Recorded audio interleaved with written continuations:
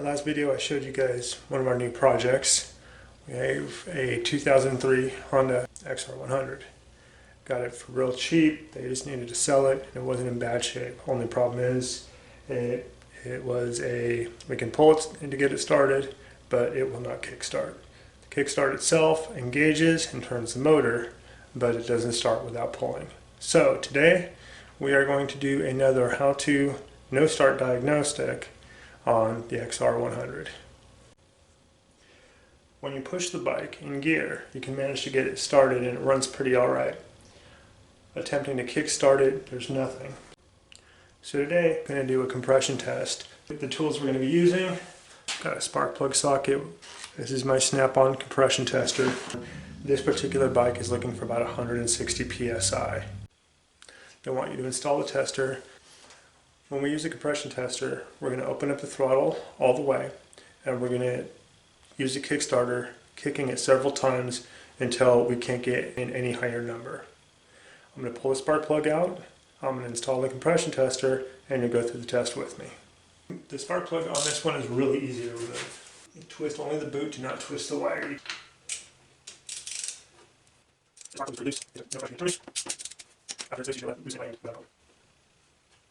Now is also a good time to examine the spark plug for things like cracks when they do get dropped, but you can also read the electrodes. Each one will tell you something different. When you look in here, you can see the black powder. It's pretty dusty and dirty looking. That says ultimately it's running rich and probably a lot of idle time, not too much run time, but it can also indicate other things, incomplete burning from loss of compression and a few other things. Anytime you get into a project, it's quite often that things are going to go not as smooth as you planned. I got my compression tester. I went to look for an adapter. Take a look at the width of the spark plug and compare it with any of the ends of the adapters. This spark plug is smaller than any of my adapters.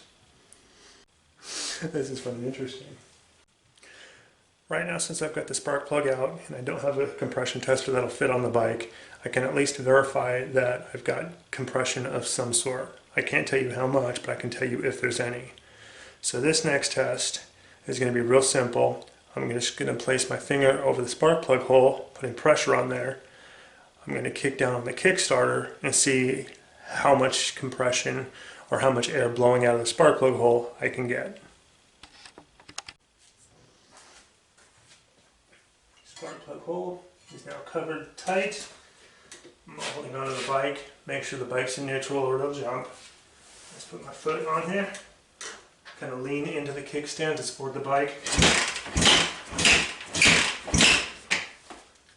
On this bike, I can't show you without the gauge. As I kicked over the kickstart on this one with my finger over the hole, I was expecting some kind of pressure to at least move my finger a little bit out of the way. In this case, it moved very little. I felt very little vacuum on there, and that tells me that the compression level, regardless of having a gauge or not, is probably a lot lower than spec. In theory, when they talk about clearance, you'll have a valve that sits, opens and closes, allowing air to get in or exhaust to leave the cylinder. They recommend the adjustments to make sure there's enough clearance between the camshaft and the valve so that the valve will open and close as needed, but it won't bind because of too little clearance hanging a valve open, or won't allow it to open and close really late because there's excessive clearance. We're going to pull the valve cover off and we're going to run a feeler gauge in there. I'll show you the test, and we're going to see what the valve clearance looks like to see if it's in spec. It could simply be a maintenance issue at this point, which I'm hoping for, and then we can get everything adjusted, started, and I'll have the bike running in no time. I've got some basic tools that I'm going to use to pull the plastics off, pull the tank off, and pull that valve cover off so we can check the valves.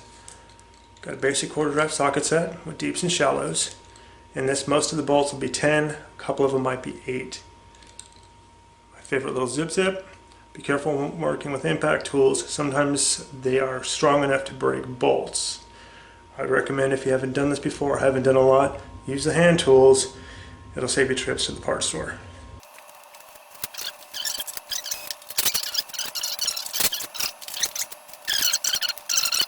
One of the neat things I found to save time, this little wobbly socket right here. Get the impact version, they'll last a lot longer. They will break once in a while, but get a good quality tool with a good quality brand, and you seldom have to worry about that. And this right here is a valve cover. Just like the spark plug, take a look at all that dirt there. We want to clean that up before moving the valve cover. Alright, so we're ready to pull that cover off. I need to clear up the surfaces, get off all that dust and everything. Any kind of parts cleaner or brake cleaner is what I'll usually use. Be careful around the rubber and plastic because it can damage those, making you have to replace that seal or fix whatever damage was done.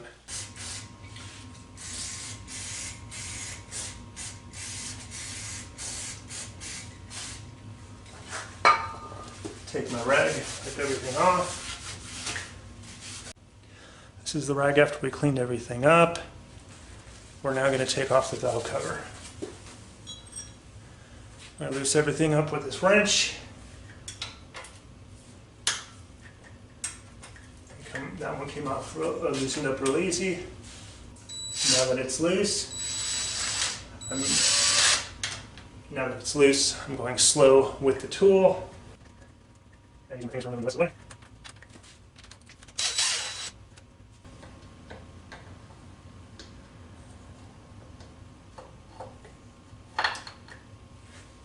There's the valve cover. Here is your intake valve. Your exhaust valve is right here. Inside, right here. This is where the intake rocker arm contacts the cam. That's where your exhaust, where the rocker arm contacts the camshaft. That is your intake adjuster. And over here, that's your exhaust. I'm taking the spark plug back out. That way, when I use the kickstart to rotate the motor, it has no compression resistance at all. What I'm going to do is rotate this. I'm going to rotate that so the exhaust valve still feels the same. It's on a flat part of the lobe, and it's got a lot of play, which is it's good. It means it's not hanging the valves open. The intake, as I rotate it, goes around.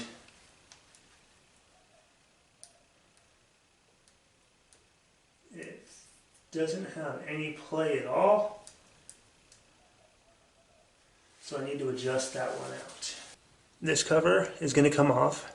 There's going to be a couple timing marks we're going to have to line up. It's always great to measure twice. I went through and rotated the crankshaft assembly counterclockwise from the flywheel a few times and then brought it up with the timing marks where they're supposed to be. And at this point the timing marks look like they're pretty much dead on. The correct specifications for the adjustments on the valves, both intake and exhaust, are 0.02 of an inch cold.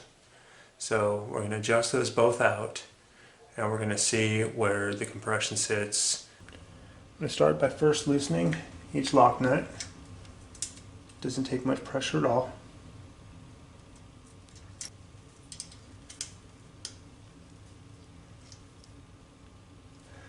This is my 2000s feeler gauge, and the idea is to put it between the tip and the arm. You can see where it slides in here, but that's way too loose. Tighten that center adjuster till you feel a slight drag, and that's what I've got here. Just, you can feel some tension, but it's not really tight. After you make the adjustment, you want to tighten that lock nut down. When you lock it, you want to make sure that the center part does not move. I have a special wrench to hold this. Of course, I don't have one. When you see the clearance here, you can tell it was excessive. Tightening that adjuster down just enough so that I have that drag on the feeler gauge without locking the feeler gauge down. I'm happy with the results. I hold the adjuster in place and I'll snug up the lock nut like I did on the intake.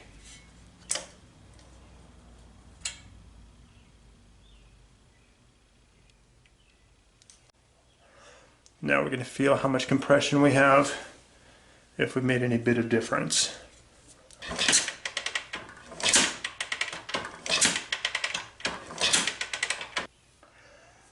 What I'm going to do is clean up that spark plug, put it in, cross my fingers, and we'll see what happens.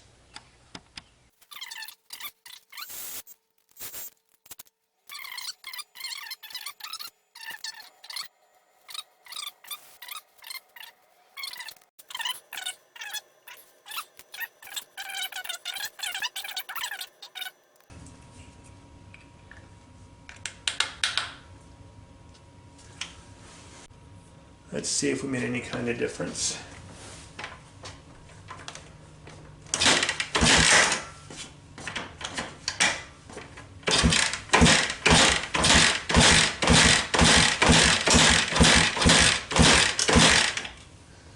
Still nothing. That tells me that most likely the rings are shot. One last test I can do, just as far as sake of compression, is do a wet test. There's a wet compression test with a compression gauge. If the compression gauge fit here, I can do it. I can run the test. In theory, what you do is you pour a little bit of oil inside the cylinder. The oil goes around the ring and creates a little liquid seal there. If you have a bad compression test and you put oil in there and you increase compression, that verifies the rings. I'm going to do a quick and dirty wet compression test. Since my compression tester doesn't have the adapter for this particular engine, I can only do it roughly, meaning that I can do a test, but I have my finger to let me know how much compression is coming out. If it gets better after I put oil in there, then that tells me I definitely have a problem with the rings not sealing. If I put oil in there and nothing happens, it will suggest that I have a problem with the valves seating. Alright, I put a little bit of oil, about a tablespoon's worth. Just really depends on the motor. Let the oil work into the rings a little bit, and I do one more kicking test. Again, if I had a compression tester with a gauge that fit in here, or if I have my adapter, it would be more accurate, but this is just to get a general idea of what's going on.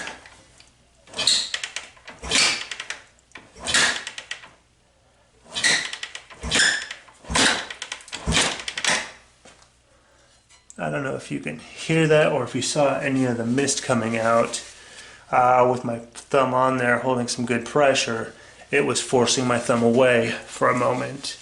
Before the test, when my thumb was out there, it wasn't doing it as much. So with the results that I got from the oil I added and cranking it over, it seemed to increase compression quite a bit. What that tells me is the rings most likely are what is responsible for the no start condition. When you push start it in a higher gear, it'll go, you don't have enough compression at low RPM for the engine to fire. Stay tuned for my next video on the XR100 where I pull the cylinder head off and we inspect the rings in the piston and see if we can bring this bike back to life. Thank you for watching.